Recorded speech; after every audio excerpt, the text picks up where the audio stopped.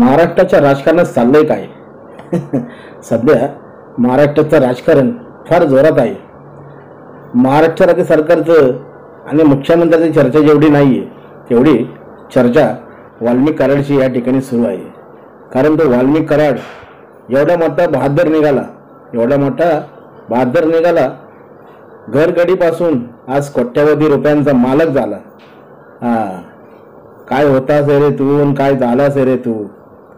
पुण्यामध्ये कोट्यावधी रुपयांचे फ्लॅट, बंगले, ऑफिस, ते पण आलिशान जागेमध्ये, बार्शीमध्ये.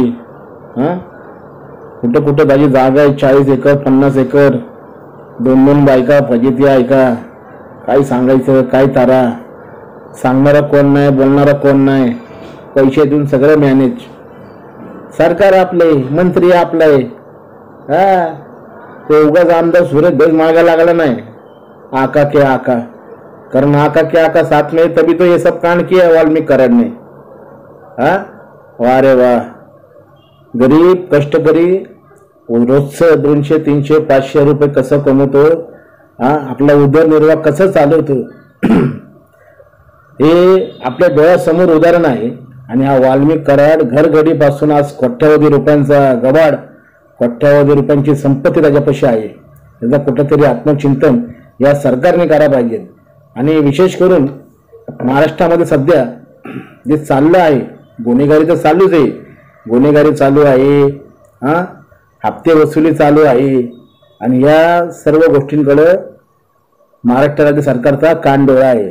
त्याच्यामुळं मी महाराष्ट्र राज्य मुख्यमंत्री देवेंद्रजी फडणवीस यांना विनंती करतो, तुम्ही सक्षम आहात, तुम्ही त्या पदावर बसलेला आहात, तुमच्यामध्ये ती धमक आहे. हे जे चाललं आहे महाराष्ट्रामध्ये, अधोगती महाराष्ट्र, म्हणजे महाराष्ट्र आपलं फार मागं चाललेलं आहे.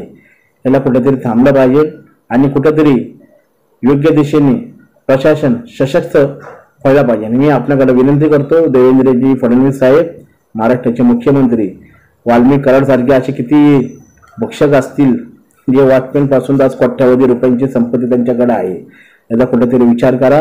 आणि खरंच सर्वसामान्य जनता कशी उदरनिर्वाह करते हे बोलण्यापेक्षा तुम्ही प्रत्यक्ष पाहत आहात.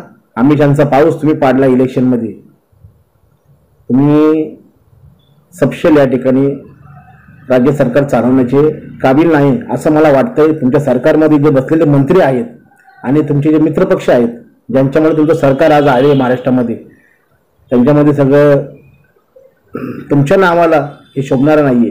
त्याच्यामुळे कुठंतरी आपण पुढाकार घेऊन या गोष्टीला कुठेतरी आळा बसावा. आणि जे काही खंडणी बहादर आहेत ज्यांना योग्य ती अद्दल घडावी अशी अपेक्षा तुमच्याकडनं बाळगतो. आणि उज्ज्वल महाराष्ट्र कसं घडेल याच्याकडे आपण लक्ष द्यावं जातीने, ही अशी विनंती आपणास करतो. जय हिंद, जय महाराष्ट्र.